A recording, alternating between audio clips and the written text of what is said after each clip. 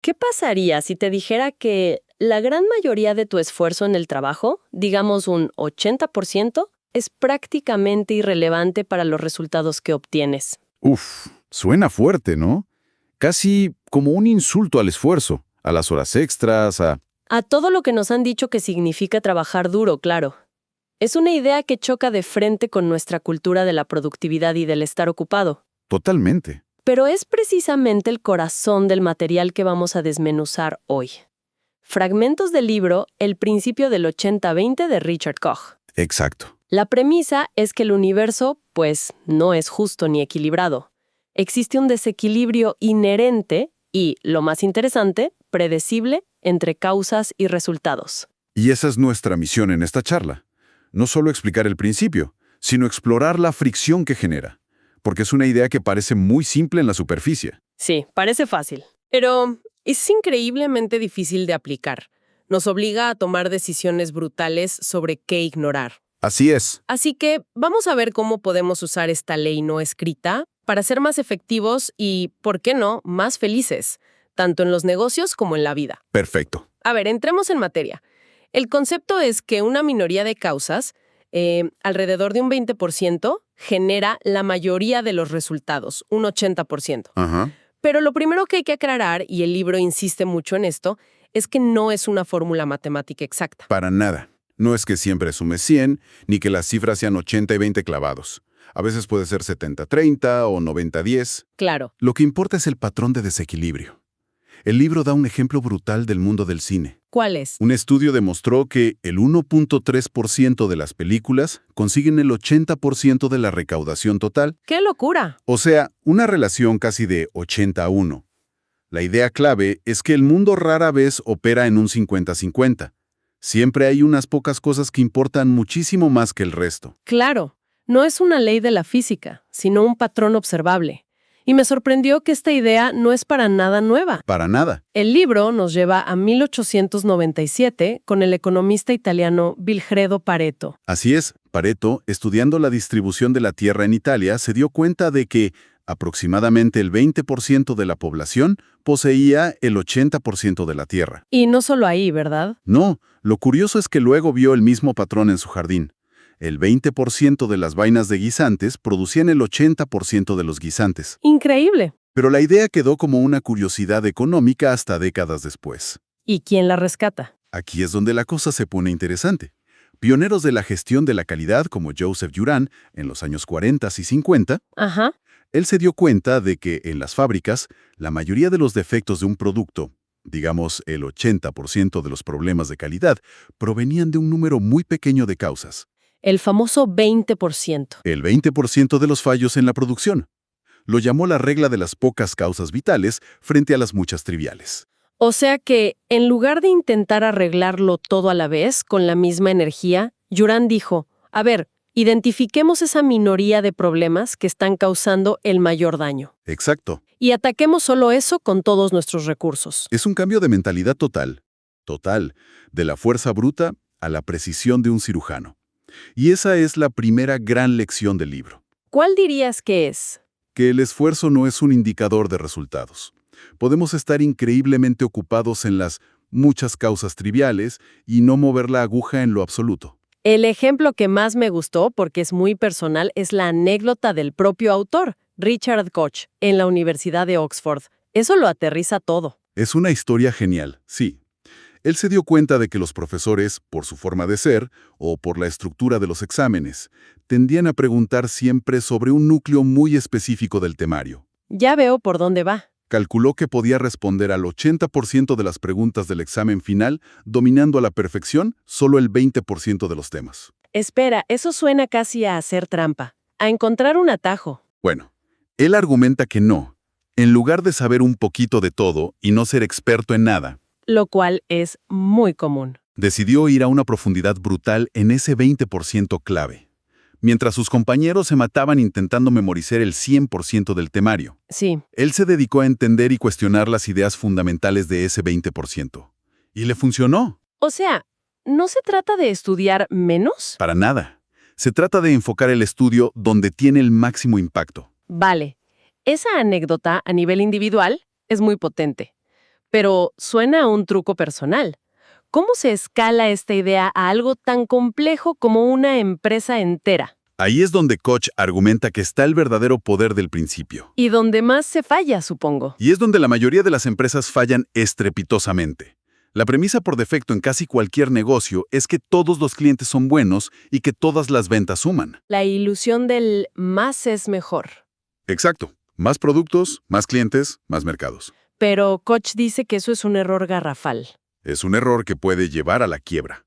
Porque la realidad, según el principio 80-20, es que un 20% de tus clientes probablemente te está generando el 80% de tus beneficios. Y la otra cara de la moneda debe ser terrible. Es aterradora. Es muy probable que un 80% de tus clientes te estén generando solo el 20% de los beneficios, o incluso te estén haciendo perder dinero. Claro, cuando calculas todos los costos asociados, el tiempo de atención al cliente, la logística, las devoluciones. Exacto. Y es una trampa muy humana. Abandonar al 80% de tus clientes o de tus productos se siente como un fracaso. Va en contra del instinto de crecer a toda costa. Totalmente. Requiere una disciplina casi brutal decir, voy a concentrar todo mi esfuerzo en este pequeño núcleo que realmente funciona. ¿Y lo demás? Y voy a ignorar o incluso despedir al resto. Suena una estrategia muy radical. ¿Hay ejemplos de que esto funcione a gran escala? El libro menciona 2 revoluciones masivas impulsadas por esta idea. La primera ya la tocamos, la revolución de la calidad. Con Juran y Dimin. Exacto. Llevaron estas ideas a Japón en los años 50. Mientras en Occidente se seguía pensando en la inspección masiva, los japoneses aplicaron el 80-20 para eliminar las pocas causas vitales de los defectos. Y el resultado lo conocemos todos. Transformaron su economía y el mundo entero tuvo que aprender de ellos. ¿Y la segunda revolución? Me intriga cómo se conecta una idea de 1897 con la tecnología que usamos hoy, la revolución informática.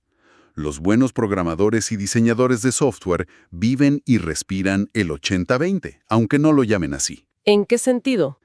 Saben que la mayoría de la gente usa solo un pequeño porcentaje de las funciones de un programa. Piensa en Microsoft Word o Excel. Cierto. Tienen cientos de funciones, pero el 80% del tiempo usamos el mismo 20% de botones.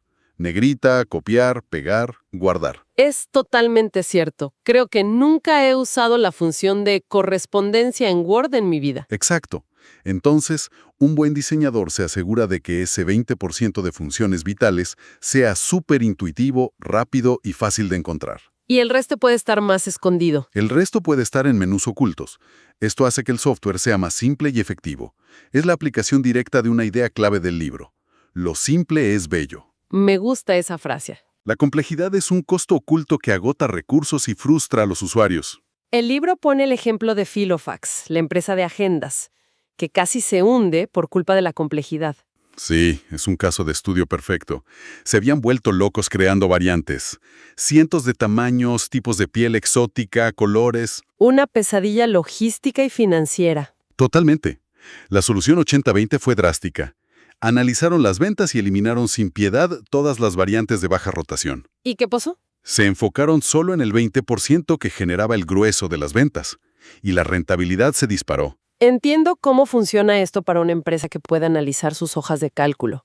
Pero ¿cómo aterrizo yo como individuo este concepto en mi día a día? Ajá. Porque mi vida no tiene un estado de resultados. Aquí es donde el libro da el salto más audaz y, para muchos, el más útil. Aplica los mismos conceptos al tiempo, la carrera, el dinero y la felicidad. Empecemos por el tiempo. Vale, la propuesta no es la típica gestión del tiempo de hacer listas y usar apps. Cox habla de una revolución del tiempo. ¿Qué quiere decir con eso? Sostiene que el problema no es la falta de tiempo, sino que lo derrochamos en actividades de bajo valor. Entiendo. La premisa es que el 80% de nuestros logros y nuestra felicidad proviene de una fracción muy pequeña de nuestro tiempo. La mayor parte del día la pasamos en la trivialidad. Y lanza una idea que me pareció un poco incómoda. Actuar menos, pensar más. Uf, sí. Pero vivimos en una cultura que glorifica el estar ocupado. Si no tienes la agenda llena, parece que eres un vago. ¿Cómo luchas contra eso? Es que eso es la trampa. La acción constante, el estar siempre haciendo cosas, desplaza el pensamiento reflexivo. Te mantiene en la superficie. Nos mantenemos ocupados en el 80% de tareas triviales. Responder correos al instante, ir a reuniones que no importan, para evitar la difícil tarea de sentarnos a pensar. La pregunta difícil. ¿Cuál es el 20% de actividades que realmente van a mover la aguja en mi proyecto o en mi vida? Esa reflexión da miedo. Es más fácil seguir corriendo en la rueda de hámster. Vale, tiene sentido. Y si aplicamos esto al éxito profesional, el consejo es igual de contracultural.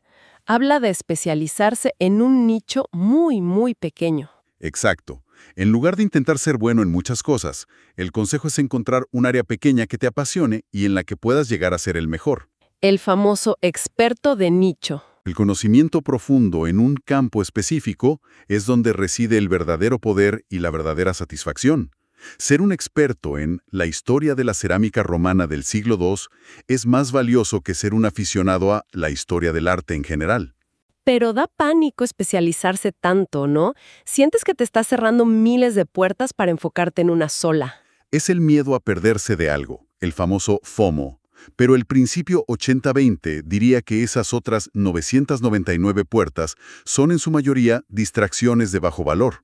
Claro. La puerta que de verdad importa es la que te permite alcanzar una profundidad y un dominio que nadie más tiene. Hablando de consejos que dan pánico, el de las inversiones me voló la cabeza. Va en contra de todo lo que hemos oído. Sí, es la parte más polémica. La sabiduría convencional dice, no pongas todos los huevos en la misma cesta. Diversifica. Lo que te dicen todos. Koch, aplicando la lógica del 80-20, dice justo lo contrario. Su frase es, escoger la cesta con mucho cuidado, poner todos los huevos dentro y luego vigilarla como un halcón. A ver, explícame esto porque suena a una receta para el desastre. Su lógica es la siguiente. La historia demuestra que la gran mayoría de la riqueza generada por las inversiones proviene de un número muy pequeño de aciertos espectaculares. El 20% que lo cambia todo. Menos del 20% de las inversiones generan más del 80% de los retornos. Por lo tanto, en lugar de diversificar tu atención y tu capital en 20 empresas de las que sabes poco, Ajá. el enfoque 80-20 sería hacer una investigación extremadamente profunda para identificar una o dos empresas que realmente entiendes y en las que tienes una convicción altísima. Y apostar fuerte ahí. Y concentrar tu inversión ahí. La clave no está en poner todos los huevos, sino en la primera parte. Escoger la cesta con mucho cuidado. Ok, visto así tiene más matices. Requiere una cantidad de trabajo previo y de confianza enormes. No es para cualquiera. Para nada. Y todo esto nos lleva al objetivo final, supongo. La felicidad. ¿Cómo se aplica el 80-20 ahí? El planteamiento es muy directo. El libro sugiere que el 80% de tu felicidad probablemente ocurre durante el 20% de tu tiempo. Una auditoría de la felicidad. Exacto. El ejercicio es, entonces, hacer una auditoría honesta de tu vida. Coge una hoja de papel y anota. ¿Cuáles son los momentos, las actividades y las personas que componen ese 20% mágico? Y también lo negativo. Y por otro lado, ¿cuáles son las que componen el 20% de causas que generan el 80% de tu ansiedad o infelicidad? Y una vez que tienes esa lista... La estrategia es simple, pero no fácil. Tienes que hacer un esfuerzo consciente y sistemático por expandir lo primero y eliminar o reducir drásticamente lo segundo. Ponerlo en práctica es lo difícil. Claro, si descubres que el 80% de tu alegría viene de caminar por la naturaleza los fines de semana y de cenar con dos amigos específicos, el objetivo es proteger y multiplicar ese tiempo. Tiene toda la lógica del mundo. Y si el 80% de tu estrés viene de un proyecto concreto en el trabajo o de una relación tóxica, el objetivo es claro, es un diseño de vida proactivo. Ahora, tengo que reconocer que mientras leía, una parte de mí pensaba, esto suena a buscar el atajo, a ser eficiente de una forma casi perezosa. Es una crítica muy común. El libro aborda esta crítica, ¿verdad? Sí, y es una de las partes más importantes de la edición revisada. Koch admite que la primera versión podía dar esa impresión. ¿Y qué dice ahora? Introduce la idea de que el principio tiene dos dimensiones, casi como un yin y un yang. Ok, vamos a desglosar eso. La primera dimensión es la de la eficiencia. Esto aplica a las tareas instrumentales, lo que él llama la prosa de la vida. Como pagar facturas, hacer la compra. Responder correos de trámite, son cosas que son un medio para un fin. En este ámbito, sí, el objetivo es aplicar el 80-20 para hacerlas lo más rápido posible, con el mínimo esfuerzo. Para quitárnoslas de encima. Exacto, para poder pasar a lo que de verdad importa. ¿Y la segunda dimensión? Es la dimensión de la mejora de vida. Esto es para la poesía de la vida. Tus relaciones más importantes, tus pasiones, los proyectos que te definen. Lo que nos llena. Allí el principio se usa de forma completamente opuesta. No se trata de tomar atajos, sino de identificar esas pocas cosas y personas que son vitales y dedicarles más tiempo, más profundidad y más esfuerzo. Ah, eso lo cambia todo. Aquí no buscas eficiencia, buscas plenitud. No quieres tener una conversación eficiente con tu pareja, quieres tener una conversación profunda. Eso cambia completamente la perspectiva. No se trata de ser vago, se trata de ser selectivo con dónde aplicas tu energía. Justo. Y el libro también introduce otra preocupación clave: la sostenibilidad.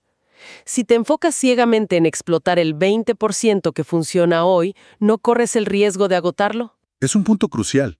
El ejemplo que da es el de la sobrepesca. Muy claro. Si los barcos pesqueros se concentran solo en las zonas más ricas en peces y las explotan sin dejarlas regenerarse, el resultado es el desastre ecológico y económico. Tienes que cuidar tus activos.